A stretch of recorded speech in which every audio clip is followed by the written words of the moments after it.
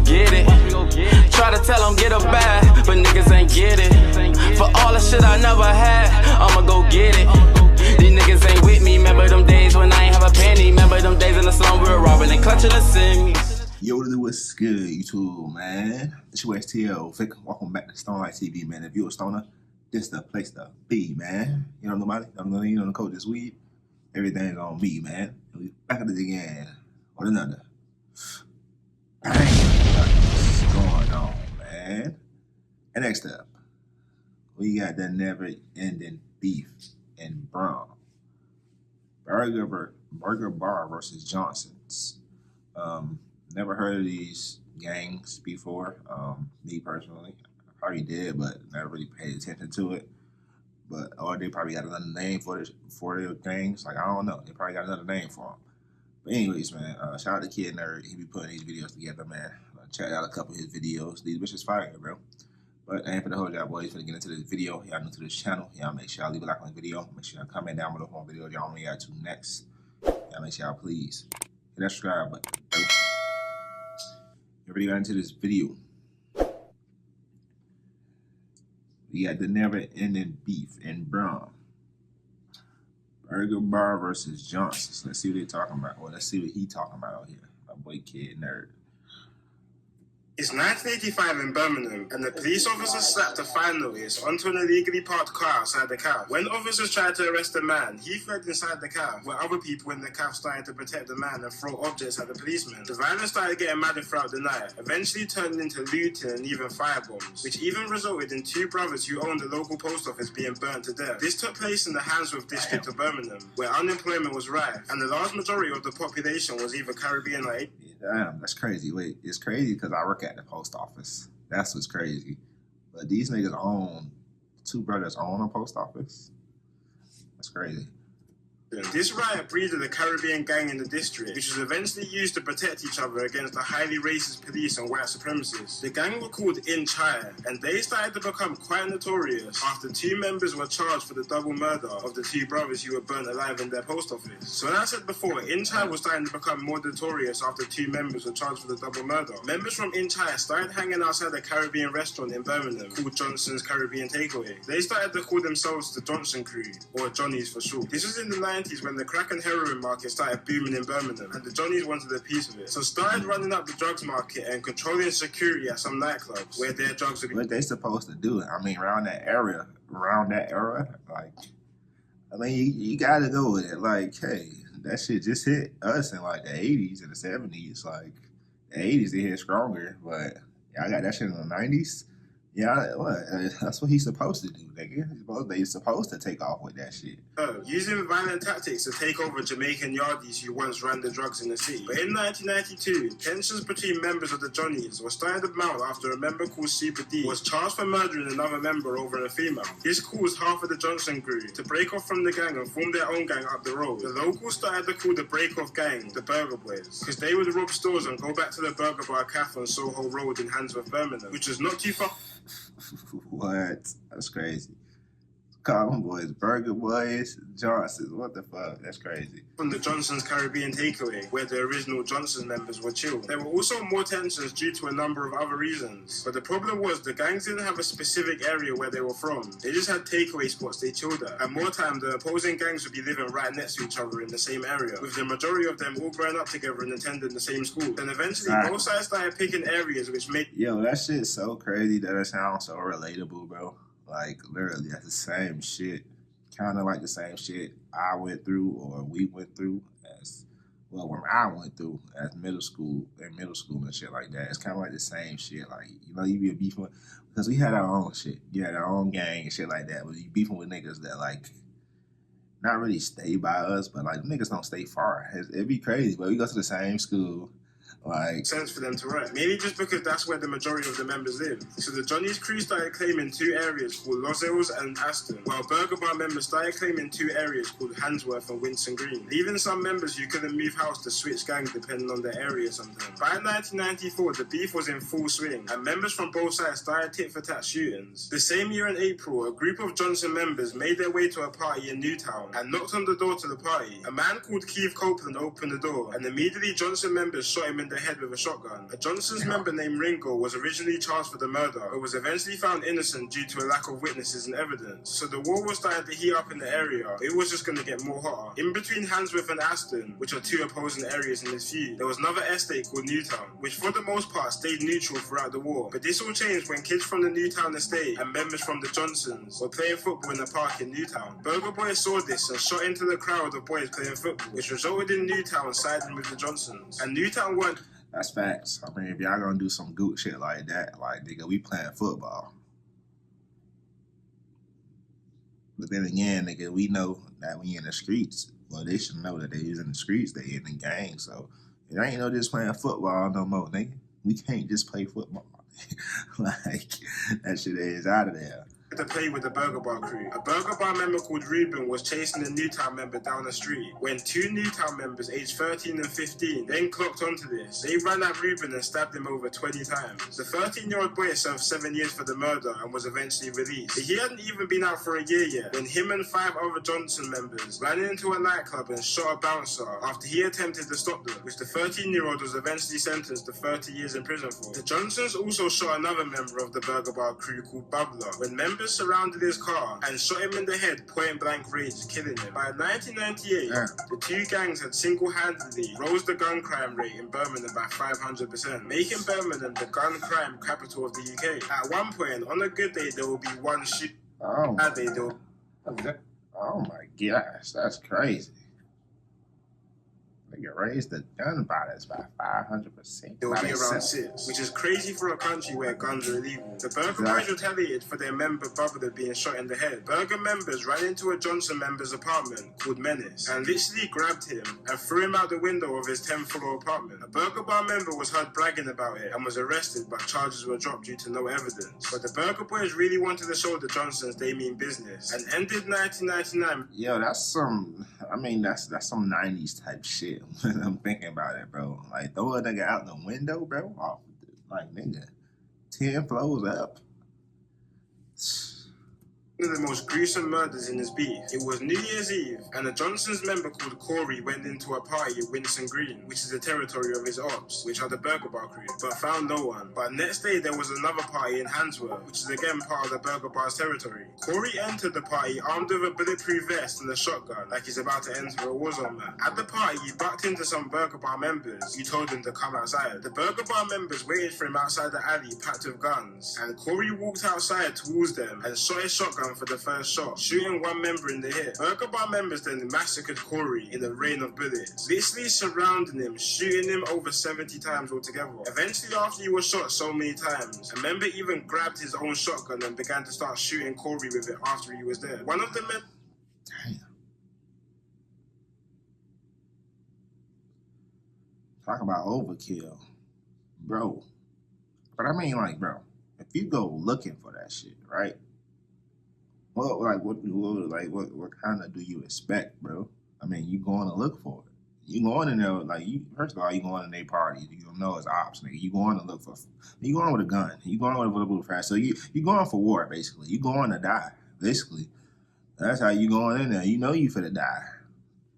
So it's like, bro, that don't make no sense. The suspect of this murder was a Burger Bar member called Micah, who was actually shot himself a couple months after the murder of Corey. The police were working hard to try and get someone convicted for the massacre of Corey, because these murders and shootings were becoming more and more common, and no one was getting booked for them. Birmingham was starting to look like the Wild West. Police started begging witnesses to come through about the murder, and seeing that there was about 200 people at the party, police thought there would be enough witnesses for some people to try and go and testify against them. But the police underestimated the hold these two gangs had on the local population. Civilians were terrified of the two gangs, and snitching was one of the worst things you could get caught doing. Only one witness actually ended up testifying eventually, but all she said was that she saw one member with a gun earlier, but this wasn't enough to prosecute anyone. And again, there was another unsolved murder in the area. Then the 2000s hit, and younger factions of both gangs started to emerge from the estates, and the Burger Bar name was starting to fade away, and most of the youngers from the area started claiming a new name called RMD, or BT1 Bangers. Same thing with the Johnsons. That's what I was saying, like, they change up the names, like, especially the young jits. Like, the jits are always changing up some shit. The younger generation, which is gonna always change. It's gonna always be like that, bro. Even the generation after them, they go come through and change some shit up. They ain't gonna like it. Like, Youngers from the area started to roll around naming themselves Slash instead, which breeded a new generation of this war, RMD and BT1 bangers versus Slash. But for the purpose of the video and to make it easier to understand the division, I'm gonna keep the name to Johnson's and Burger Bar crew when referring to the two separate sides, because if not it can get quite confusing. And it didn't take long for the younger generation to follow suit of their elders. It was March 6th, 2000 outside the club in Birmingham called Fozzie's, and for once it seemed like a peaceful night. It hit the club 6 AM closing time, and people started leaving the club. One of these people being a young father called Christopher Clark, who was known to chill with a few people associated with the Johnson crew. Around 10 younger members from the Burger Bar crew spotted Christopher and started bottling him, but then one member brought out a shine, which stabbed him twice in the chest, which reached through his heart and killed him, and then the killers ran away from the scene. Christopher was known to hate the Johnsons, especially because they used to bother his girlfriend. It's like, bro, I guess fighting just out the window now. Like, you couldn't just beat the nigga ass, teach him a lesson. There's always got to be that one nigga that's just, I just want to kill some shit. Of the 10 members were eventually cool. One of these including the Burger Bar member called 13, who was named after his prison cell number. A Johnson's crew member actually managed to shoot 13 in the leg for revenge, but he survived. 2 days after this shooting, 13 and 3 other members were arrested and charged for the murder. But all murder charges were eventually dropped and were lessened to a charge of violent disorder because the judges couldn't figure out who actually stabbed Christopher. See, this was about 12 years before joint enterprise was introduced, which is the law now where essentially you could be convicted for a crime your friend done if you have some type of involvement or role to play in it. For example, if you're beating somebody up and your friend ends up stabbing and killing them, you'll both be done for murder. So before this was introduced, it was hard for joint murders to be pinned on anyone. But the beef really started heating up after Burger Bar's boss, a man nicknamed Nozzo, was shot while he parked up in his car on Johnson's crew territory. Nozzo was then said to have planned a retaliation hit. A man linked to the Johnson's crew called Askai had just came out of prison and was back on the streets. He was posted up in his BMW on a nice sunny day when a Vauxhall car pulled up beside him. Inside the Vauxhall were 2 men with semi-automatic handguns, and more than 20 shots were fired at him, killing him broad day on a residential street. Now, the police wanted to catch the killers badly, but there was no evidence. The only evidence they had was a strand of Nozza's hair found inside the Vauxhall car. The police found that enough to be evidence to put Nozza down for the murder, but eventually, years later, Nozza got his appeal and was released under insufficient evidence. He wasn't out for long though. That's fucking crazy, bro. These niggas be doing murders, getting away with murder, basically. Like, these niggas literally get away with murder over there, bro. I see why it is how it is, bro. Like, well, now I see it done got worse because like the police done kicked down on that shit. But these boys was literally getting away with murder back then, bro. Found guilty of running the national gun smuggling ring and was given a life sentence for the 2nd time in his life. Now let's fast forward to 5 months' time. Remember 13, one of the members who was sentenced for his part of the murder of Christopher Clark. He had just been paroled from prison after serving 2.5 years and moved to a nearby town called West Bromwich and was trying to turn his life around and leave the gang life behind him. But as we know, the gang life doesn't work like that. When you're in, you're locked in for life. So 13, thinking he's starting a new life in a new town, started to hand out leaflets for a new promotional company he was trying to run. One of these leaflets going to 2 girls who had boyfriends or affiliates of the Johnson's crew. Bro? That's so crazy how small the world is, bro. Like, look at that. That's so crazy, bro. Like, nigga trying to turn his life around just happened to give a card to a girl and her boyfriend is an op, basically. Like, bro, that's crazy, bro. One of the girls called their boyfriends and gave the drop on 13, and 2 members pulled up to the drop in a stolen BMW and fired 9 shots into 13, leaving him dead on the scene, which left both of the girls who set him up and the boys who killed him with life sentences. That's good. They deserve life sentences. All they deserve life sentences. The only reason I say that because, yeah, all right, boom. We know how the gang life is, but at the end of the day, bro, it should be some type of sympathy. Like, you feel me? We know it ain't, but at the end of the day, it should be. Like, niggas gonna kill you, bro. They don't give a fuck. Women just as evil. We see that shit. But I was just saying that because they ain't have shit to do with that. Like, the women, y'all don't know what the fuck going on. Niggas is dying over this shit. When y'all ain't got shit. Now look, y'all doing life sentences for setting a nigga up. Some shit y'all ain't have shit to do with. Now both of y'all doing life sentences. Stupid. And the Johnsons were throwing a New Year's party. The party started at a nightclub where Johnson's members were said to be mocking 13's death, which was somehow relayed onto Burger Bar members. The after party was in a cramped hair salon, which had over 150 people partying in there. Stand out and connect. No, I don't want to hear it. That shit crazy, bro. It's a lot of shit going on. That was basically getting away with murder, bro. I was doing that shit like it was nothing. Burger Bar got the drop quick and rid there in a red Mondeo with a Mac 10 and a couple handguns. While a group of Johnson members were outside with a bunch of girls, Burger Bar set fire onto the crowd, leaving 47 rounds on the scene. 6 people were shot, including 4 females and 2 males. One member even hopping out the car to get closer to shoot at certain individuals. 2 of these female shots included 2 cousins, Charlene Ellis and Letisa Charlene. A man called Nathan was the brother of Charlene, and he rang up his half-brother immediately called Marcus after the shooting, because Marcus was a member of the Burger Bar. Once Nathan told Marcus about the shooting, Marcus simply asked if they were dead. Nathan then checked and confirmed while crying that they're both dead. Marcus put down the phone and went on the run, realizing he had just took part of the murder of his own half-sister. 5 members were found guilty for the double murder. What the fuck? Wait, what? I heard it, but I gotta go hear it. I gotta hear it again. Cause wait, what? Out of the car to get closer to shoot at certain individuals. 2 of these female shots included 2 cousins, Charlene Ellis and Letisa Charlene. A man called Nathan was the brother of Charlene, and he rang up his half-brother immediately called Marcus after the shooting, because Marcus was a member of the Burger Bar. Once Nathan told Marcus about the shooting, Marcus simply asked if they were dead. Nathan then checked and confirmed while crying that they're both dead. Marcus put down the phone and went on the run, realizing he had just took part of the murder of his own half-sister. 5 members were found guilty for the double murder, with one member, nicknamed Dread, eventually acquitted for the trial. But a couple days after... What?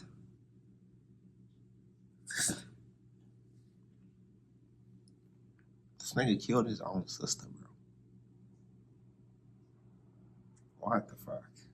Dread was bailed. He was shot 9 times in his head, back, and neck by Johnson members, but survived. Dread was actually on another 2 murder charges after this, but both also got dropped, before he was eventually convicted and sentenced for his 4th murder charge in 2015 in an internal situation. So at this point, there were countless tit-for-tat shootings and murders, which I could talk about for hours. But let's fast forward to 2000. Damn, bro. I think that nigga, bro. Niggas be going through some shit. Like, what? Nigga, you got shot, you went to jail, then died, then got shot again. What? Murder, with one member, nicknamed Dread, eventually acquitted for the trial. But a couple days after... This thing got acquitted for the trial, got out, got shot 9 times to survive, went to jail again. He was shot 9 times in his head, back, and neck by Johnson members, but survived. Dread was actually on another 2 murder charges after this, but both also got dropped, before he was eventually convicted and sentenced for... Nigga went to jail again for murder charges, but them shits got dropped too, bro. What type of life, nigga? That's crazy.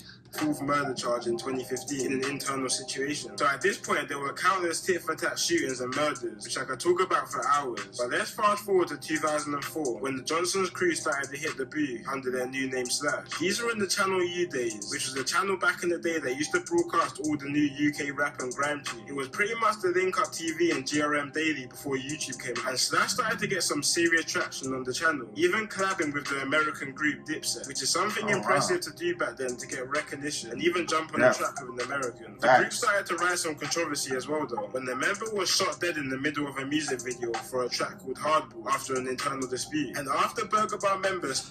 What the fuck? These niggas be having too much shit going on, bro. Like, why is the members? Why we brothers and we fighting? Why we killing each other? Why even lead to that, nigga?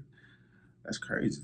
And making diss tracks back to the Slash crew. It was starting to become clear from the outside that Slash wasn't any normal music group. While this was all happening, there was more issues brewing up in the town. A 14-year-old black girl was caught stealing in the Asian hair shop and was supposedly dragged to the back of the shop and sexually assaulted by several Asian men. This took place in Newtown, which was an area affiliated with the Johnsons. So they rioted, burned down and smashed up Asian shops around the town, which caused massive brawls between black and Asian people. Oh my gosh.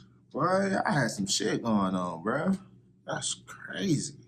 Some shit nigga don't even know about unless you watch videos. Like, you feel me? That's crazy. Only one black guy called Isaiah Young Sam being stabbed to death by several Asians. In one day of rioting, there was one murder, countless shootings, and 35 people seriously wounded. The riots ended up lasting another 2 days, when Newtown gangs were starting to shoot at Asian gangs in an attempt to get revenge for Isaiah. In one occasion, armed police were searching for a gang that was spotted shooting at a group of Asians. The group ran off while helicopters were searching for them. While running, an 18-year-old called Aaron accidentally pushed over his friend called Dwayne while they were scattering away from police. The fall ended up with Dwayne accidentally discharging his handgun, shooting his friend Aaron in the head, killing him instantly. This ignited a whole different feud in the area between... What the fuck? Bruh. That's fucking crazy, nigga. This shit don't sound like a movie, bruh. Shooting his friend Aaron in the head, killing him instantly. This ignited a whole different feud in the area between Johnson's gangs, which were predominantly Caribbean, against Asian gangs. But for a bit of time, it was mainly just tensions between the both races and some rare little spouts of violence. Until the 13th of October 2006, when 2 black gang members from Newtown stabbed 2 Asian gang members. This was the same day of a man called Blanks' 20th birthday, who was also a Johnson's affiliated gang member. And without Blanks having any prior knowledge of the previous attack one of his members done in the Asian that day, he was shot in the chest and killed on his birthday. This murder was followed up by countless shootings, with 2 Asian men even being shot in the face 3 days later. And later on in the month, a well-known Asian gang leader was shot to death inside his shop when 2 men walked into his shop and shot him twice in the head with a shotgun. Now let's fast forward to one of the biggest moments. What the fuck? It's too much. Like, it's too much. Like, bruh, it's too much, bruh. It's another big moment in that shit. Them wasn't big moments, nigga. I would think a gang leader dying is a big moment, nigga. 2 men walked into his shop and shot him twice in the head with a shotgun. Now let's fast forward to one of the biggest moments in UK history in recent years. Summer of 2011, when a man called Mark Duggan was shot and killed by police in London. The whole country rioted. And if you was around these times, you would know the whole country was in anarchy. That's that Mark, man. That's Bando, old boy. We all know. London, the whole country rioted. And if you was around these times, you would know the whole country was in anarchy, including Birmingham. In one occasion, a group of men lured police towards a pub after firebombing it, and then began shooting at the police once they arrived, which 6 men were sentenced for 12 to 30-year stretches. And quite a lot of older members got sentences for their roles they played in the riots, which made it quite a weird time once the riots were done, and made the older gangs, which were Johnson, the Burger Bar affiliated, more relevant. And around these times, the new generation was starting to grow up. Didn't have much ties towards the old feuds that were going. Bro, that's crazy. I see why. I see. Okay. I see, though. Like, that's crazy, though. Like, y'all was already, like, you feel me? I had y'all own wars basically going on within different cities. Which is, I see, damn. I don't know, bro. That's crazy, bro. Starting a new feud, with members from the Handsworth, Winson Green and Hockside calling themselves AR or Armed Response, and members from Newtown calling themselves GMG or Get Money Gang. By the mid-2010s, both gangs had brought gun violence back to Birmingham, with over 20 reported shootings between both of them within a fortnight. And not too long after the big spell of shooting, a song dropped on YouTube called M to the N from a member of the AR side called Lynch, referencing real moments like when a 16-year-old got shot in the back at a barbecue. When police found this video, they started investigating Lynch heavily, especially after a bullet was found under his car after a shooting was linked to him. And he looked even more suspicious after him and another member was arrested in September after their car was stopped and searched, and balaclavas, gloves and stab vests were found inside the car. After months of investigating, police managed to link Lynch to 6 shootings and found drugs, ammunition and a gun stashed in his house, slapping him with a 27-year sentence. Lynch really put drill music on the radar in Birmingham though, because after Lynch was arrested, his rivals GMG started dropping drill tunes laced with disses towards the AR gang, which started to intensify the rivalry and increase the shootings in the area. So police law...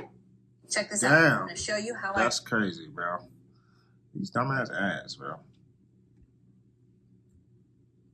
At the time, the biggest gang injunction and increased the shootings in the area. So police launched, which was at the time the biggest gang injunction in the UK on both of the gang. This injunction banned 18 members from GMG and AR from Birmingham, despite them living and growing up in the city. And if they were caught in Birmingham, they'd be facing an instant 2-year sentence. This injunction also banned members from making drill music, which they believed to be one of the sources intensifying the beat. And if you look on YouTube, you'll find most songs from both sides are re-uploads, because the originals got removed from YouTube as part of the injunction. But this gang injunction wasn't stopping anything on the streets. So the police started getting more hands-on, sending out undercover officers to survey areas of high gang activity. In one occasion, undies were patrolling the block of the AR gang when 2 members from the AR gang fired 2 shots into the undies car, thinking it was the rival gang GMG lurking on their block. Which makes sense why they thought that, because the beef in the area was as tense as ever. Not too long after this situation, GMG members were out looking for AR members in Winston Green. They were in a Ford Cougar, packed with members, and started shooting at a group outside the takeaway they thought were AR members. They didn't end up hitting anyone, so they were out looking for more members, when they found an AR member called K Rizzy's Mercedes parked outside his dad's house. So the GMG members let out fire onto his car. How these niggas be having a drop on everybody like that? These niggas really be having a drop on niggas, and niggas just be slipping.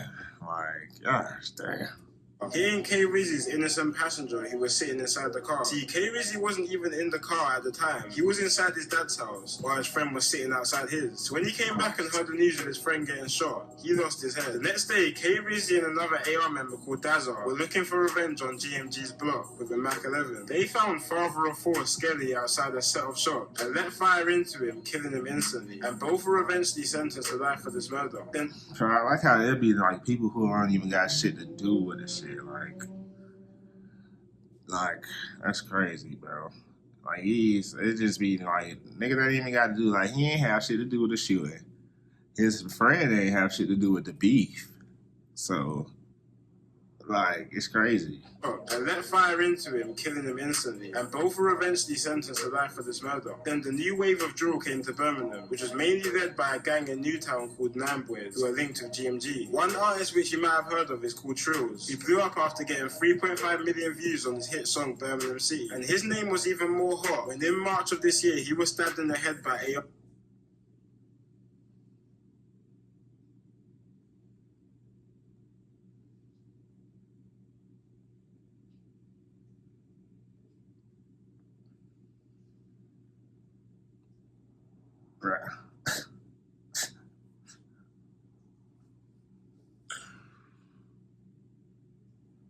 Bro, this nigga, what the fuck is going on, bro? What is going on here, bro? That was this year or last year? Last year.